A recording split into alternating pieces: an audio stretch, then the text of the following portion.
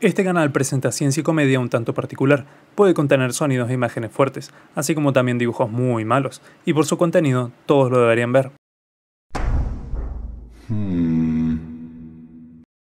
80 días fueron los que le tomó a Phileas Fogg para dar la vuelta al mundo, Phileas siendo el protagonista de la aclamada y convenientemente nombrada novela La Vuelta al Mundo en 80 días, escrita por Julio Verne. Y 80 días son los que tardé en hacer nuevamente un video sobre el océano, donde al final del primero prometí que realizaría otro pronto. A ver, siendo sincero, 80 días no es mucho tiempo. Así que dicho eso, empezamos. Y les dejo con este segundo, pero no último, video sobre el océano. Este va a ser un mini documental sobre diferentes curiosidades del mar y algunos de sus habitantes o también sus valientes exploradores. Y aunque voy a nombrar cosas del video anterior, no es necesario haberlo visto, pero se los recomiendo. De entre las tan maravillosas historias que escribió Verne, una es de particular importancia para este video: 20.000 leguas de viaje submarino. Particularmente en este libro, un profesor francés de biología escucha historias de todo el mundo sobre cómo diversos navíos resultan ser dañados por una enorme bestia. Estos siniestros son reportados en hechos donde el tamaño de la bestia varía gratamente, pero todos dejan en claro que es de un tamaño mayor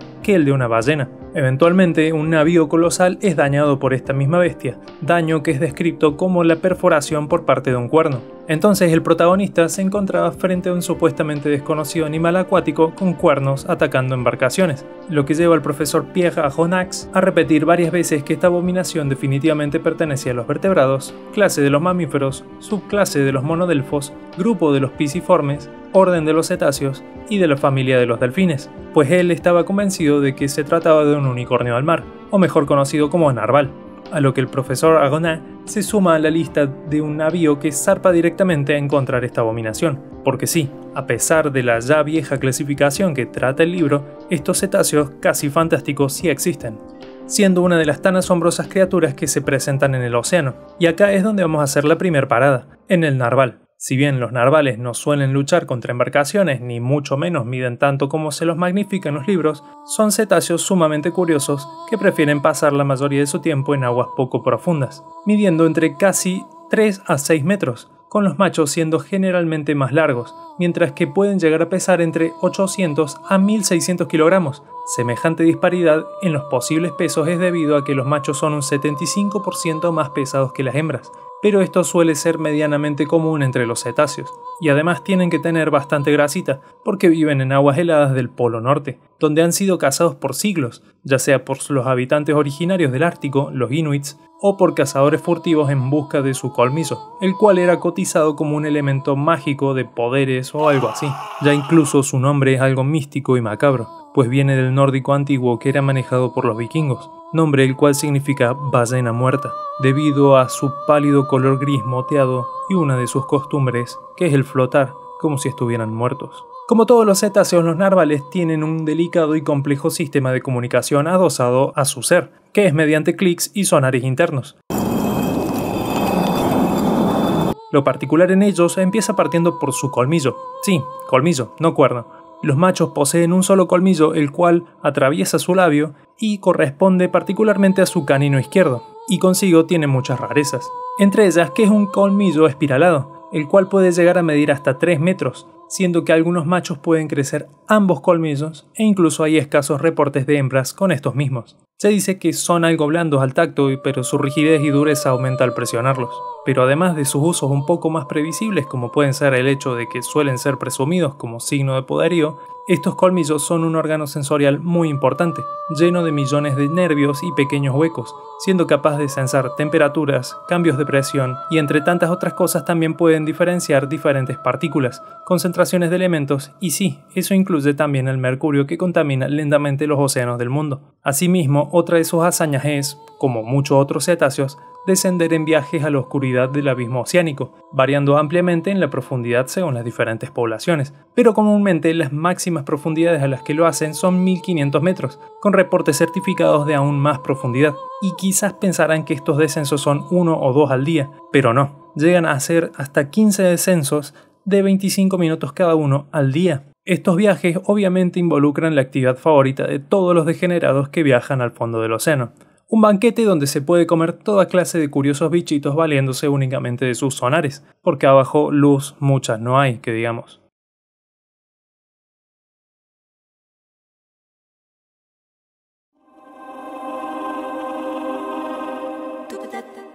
Pero curiosamente en la novela se habla de que a veces el narval que ataca a los navíos presenta bioluminiscencia, un concepto que ya hemos visto, pero bueno, los cetáceos no tienen bioluminiscencia, al menos no el narval. No sé si algún otro tiene, creo que no, supongo que no, esperemos que no. Por lo que esto nos deja en claro que un narval no es el que atacó a todos los barcos, pero eso no detiene al profesor Pierre, quien junto a un centenar de marinos y un cazaballenas bastante experimentado se encuentran con una monstruosidad gigante que sí irradia luz en una enorme cantidad. ¿Y qué es esta criatura? Bueno, más de eso al final. Pero quizás nunca se imaginaron qué tal si la cosa sucede al revés. En vez de bajar a alimentarse a las profundidades como muchos animales, los seres de las profundidades suben para alimentarse. Esto tiene nombre y es la migración vertical diaria. Este fenómeno que sucede a diario, como su nombre lo indica, pero es a la noche, entonces sería migración vertical nocturna, o algo así, tendría más sentido, no, ya tiene ese nombre, no importa. Esta migración está dada por cientos de organismos microscópicos y no tan microscópicos que evalúan como mejor opción posible el migrar hacia arriba, hacia aguas menos profundas para alimentarse y vivir parte de su vida. Esto de noche, porque a esta hora los depredadores que normalmente los comerían duermen o al menos se encuentran menos activos. Lo curioso de esta migración es que es el mayor movimiento de biomasa que se da en el mundo y sucede todos los días. Uno pensaría que eventos como el invierno o el verano, que activan la migración de muchas aves e incluso muchas especies de mamíferos, sería un evento bastante significativo en este aspecto, aunque no es así. Ni siquiera estos cambios de estación se comparan con la movilización que se da todos los días de manera invisible a nuestros ojos. Pero eso solo demuestra que somos bastante obtusos a lo que realmente pasa alrededor nuestro. Ahora imagínense en la inmensidad del océano, sobre todo, qué pasa debajo y más aún en la noche. Es imposible de saber, al menos que lo investiguemos. Pero como les venía diciendo, esta migración es la más masiva de todo el planeta y sucede todos los días. Se estima que se mueven alrededor de 1.000 millones de toneladas de biomasa de peces todas las noches. Y esto es solo teniendo en cuenta números relativamente austeros y de peces. Pero ¿quién es, por qué y cómo realmente sucede esta migración? Para empezar a clasificar quiénes llevan a cabo e influencian estas grandes movilizaciones, decidí separarlos en tres grandes grupos: fitoplancton, zooplancton y los demás. Partimos de que el plancton es el nombre que recibe el colectivo de seres microscópicos que habitan la totalidad del océano. De ahí se distingue al fitoplancton y al zooplancton. El primero de ellos es el que está compuesto por organismos vegetales que se aprovechan de la luz del sol para vivir. Como se imaginan, son básicamente algas acuáticas chiquitas, así que mucho no pueden decidir a dónde quedarse, ¿verdad? Mentira. Algunas de ellas pueden migrar hacia abajo, pero no voy a entrar en detalles. Luego está el zooplancton, que es de origen animal, el cual sirve como fuente de alimento para centenares de animales, como por ejemplo las ballenas. Míralas, tan grandes de solo comer krill, que según a quien le pregunten es un tipo de zooplancton. Y finalmente los demás. Esto incluye a los peces, particularmente los linternilla, luciérnaga, los gonos tomátidos, algunos calamares y otros bichitos que habitan en la zona mesopelágica, es decir, entre los 200 a 1000 metros bajo el mar. Ya tenemos a quiénes, pero ahora el por qué. Bueno, el porqué realmente no es muy complicado, partiendo por el hecho de que en la superficie marina es donde incide el sol. Obviamente los diferentes tipos de fitoplancton ahí prevalecen, significando que cuando se presenta la oscuridad y los depredadores se vuelven menos activos, es cuando muchas de las especies mesopelágicas aprovechan para alimentarse ya sea del fitoplancton o del zooplancton, que también migra para alimentarse del fitoplancton. Así también como depredadores abisales se aprovechan de la migración de sus pares, y la explicación en cómo realmente sucede esta migración se suele asociar al nivel de luz, es decir, de día la mayoría de animales se encuentran despiertos y activos, significando que el migrar hacia arriba, siendo un pez muy pequeño, significaría una muerte segura por cualquier otro depredador o animal oportunista, por lo que esta migración tiene lugar de noche. Y esto podría imaginarse que es únicamente mediado por el nivel de luz, porque se ha medido que el paso de grandes nubes e incluso eclipses solares o las estaciones así como latitudes afectan este ciclo, haciendo que sea posible una migración a distintas horas únicamente siendo cambiado el nivel de luz. Pero también hay numerosos estudios que indican que estas migraciones también corresponden a ciclos biológicos similares al ciclo circadiano visto en los seres humanos. Y así como el mar esconde estas migraciones, también puede esconder muchas otras cosas. Supongo que conocerán la famosa serie de anime y videojuegos que es Pokémon, y supongo también sabrán que Pokémon se inspira muchas veces en la vida real, teniendo particularmente un grupo de Pokémones que hace referencia a fósiles históricos, animales antiguos y extintos, los llamados Pokémones fósiles. Sí, no se mataron con el nombre. Pero hay un Pokémon normal que bien podría formar parte de ellos y escapa a la norma, y ese es Relicanth. siendo que, como el arte imita la vida, el mismo está basado en un caso real al asociarse con una forma de vida sumamente ancestral, el celacanto. Este pez, por más simple que parezca, es en realidad un fósil viviente. El primer encuentro que se dio con este animal fue a fines de 1938, no con un espécimen vivo, tampoco con algún cadáver fresco, sino que se encontró un fósil. Dicho fósil databa de hace cientos de millones de años. Para que se den una idea, los celacantos datan del periodo devónico, cuando recién se estaba colonizando la Tierra. Por lo tanto, era obvio pensar que un pez semejante ya hubiera evolucionado, o se hubiera extinguido, hubiera cambiado o hubiera hecho cualquier otra cosa, más no quedarse en el molde. Pero resulta que sigue vivo y camina entre nosotros, o mejor dicho, nada entre nosotros.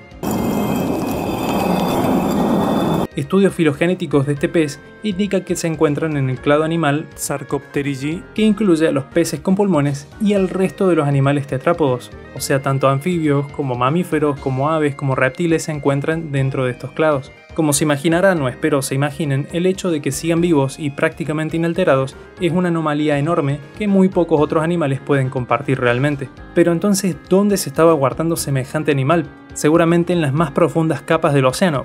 No, viven alrededor de unos 50 metros bajo el nivel del mar.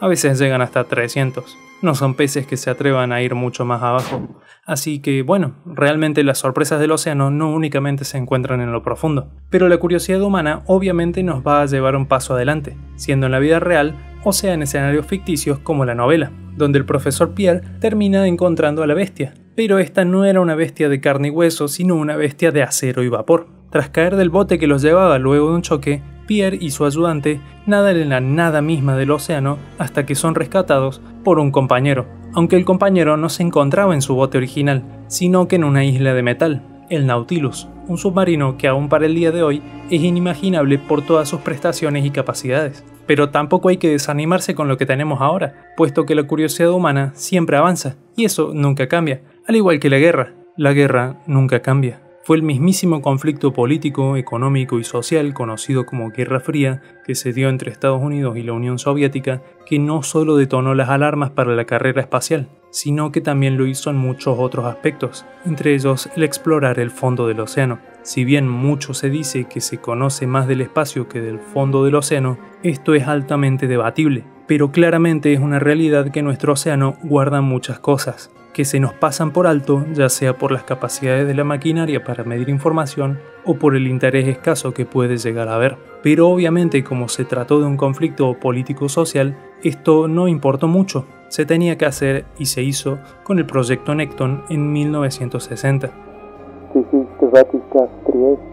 I couldn't find any sort of radio of this project or mission or whatever this is called. So I will speak like this for the rest of the audio, because I really couldn't find anything. Este fue un proyecto llevado a cabo por la Marina estadounidense que se dio alrededor de la zona del archipiélago de Guam, en el cual se tenían una serie de objetivos como la medición de las corrientes marinas, el observar la visibilidad, la penetración de luz y la bioluminiscencia presente en el océano, así como también el análisis de la velocidad del sonido en el agua, entre demás cosas. Pero sin duda uno de los objetivos de mayor interés era la prueba de aparatos de ingeniería a grandes profundidades, ya saben, submarinos. Coronando todas estas pruebas se encontraba la final, la exploración del abismo de Challenger, ubicado en las fosas de las Marianas. ¿Pero qué son las fosas de las Marianas? A 200 kilómetros de las Islas Marianas, cerca de Guam, se encuentra la mayor depresión conocida actualmente en el lecho oceánico. Estas depresiones son conocidas como las fosas de las Marianas, encontrándose en su punto más profundo el abismo de Challenger, aproximadamente unos 11.000 metros de profundidad. Y teniendo en cuenta que para la época que se dio el proyecto Nekton no había nada de información o muy poca información sobre el mismo, obviamente era de interés saber qué pasaba ahí, si es que pasaba algo acaso. Para eso mismo contrataron a uno de los especialistas más refinados de todo el mundo en la oceanocartografía, el sueco Jacques Piccard, que además era un ingeniero y un gran inventor. Y este señor, además de vestirse gracioso en las fotos, también fue quien creó la Trieste, el batiscafo que les llevó hacia las más profundas oscuras aguas de nuestro planeta. Y ahora se preguntarán, ¿qué es un batiscafo? Un batiscafo es algo así como un submarino, pero no realmente, aunque sí se le suele llamar mini submarino. El batiscafo como tal es un constructo que consta de un espacio reducido el cual puede soportar presiones abismales, que está acompañado por una gran cámara de flotación que está llena de pesos, efectivamente hundiéndolo hasta el fondo o a la altura deseada. Y al liberar el peso, todo el aparato flota hacia la superficie, es decir, que solamente este pequeño espacio es habitable. Hoy en día es una hazaña increíble llegar al abismo de Challenger. Antes, en la época de este proyecto, fue una revolución impresionante el poder llegar a crear esta tumba submarina, a la que dos valientes hombres, o quizás increíblemente estúpidos, subieron, el propio Jacques Piccard y el teniente Don Walsh de la Armada estadounidense, quien además también era otro oceanógrafo. Pero esta no sería la primera prueba de la Trieste, puesto que ya había sido parte de una serie de descensos no tripulados, aunque no tan profundos, donde se encontraron cientos de desperfectos, así como que la única ventanilla donde va la tripulación se quebró y dejó pasar agua. De todas maneras se siguió con el proyecto, arreglando lo que se pudo y encomendando su alma a Dios. Y fue justamente la última misión del proyecto Necton la que llevó a cabo la hazaña titánica de emprender un viaje casi suicida hacia lo desconocido, dejando a Jax y Don completamente conscientes de que esto era más bien una misión sin retorno, siendo que en un momento esta ventanilla se fracturó. Pero no dejó pasar el agua. Esta ruptura se dio incluso antes de que lleguen al abismo oceánico, significando que la presente posibilidad de morir estaba a la vuelta de la esquina para ellos, pero aún así no se detuvieron en su misión, y lograron reportar diferentes peces que no sabían describir muy bien, porque no eran muy conocedores de la fauna marina como tal, y de entre los cuales estos reportajes no tuvieron mucha veracidad y fueron luego descartados. Realmente no vieron mucho en el fondo del océano porque es un ambiente terriblemente hostil, no por criaturas magníficas, sino por la presión del agua y la temperatura de la misma, sumado a que realmente no hay nada para comer ahí abajo. Muy pocos son los seres que sobreviven ahí abajo, y por más de que el gigantismo abisal sea una opción, aparentemente no se da en el abismo de Challenger. De todas maneras, a pesar de ser un viaje accidentado, se lo consideró exitoso, dejando muchos conocimientos consigo detrás, pero no sería la última vez que un humano llegue hasta ahí abajo. Sorprendentemente, la siguiente persona en enfrentar el descenso fue el director de cine James Cameron, en el año 2012, casi 52 años luego, quien logró tocar fondo y reportó haber visto muchos camaroncitos llamados anfípodos, y también comentó sobre cómo el piso oceánico parecía gelatinoso. Y también tuvo algunas fallas en su viaje, demostrando que incluso con 50 años de ventaja en poder prepararse, sigue siendo algo muy complicado. Luego incluso llegaron más descensos, y no, ninguno implosionó, creo. Pero ¿en qué quedó la historia del profesor Ajonax al encontrarse con uno de los mejores submarinos que la ficción pudo darnos? Ahí recién comienza la verdadera historia. Lean el libro, que no tiene desperdicio.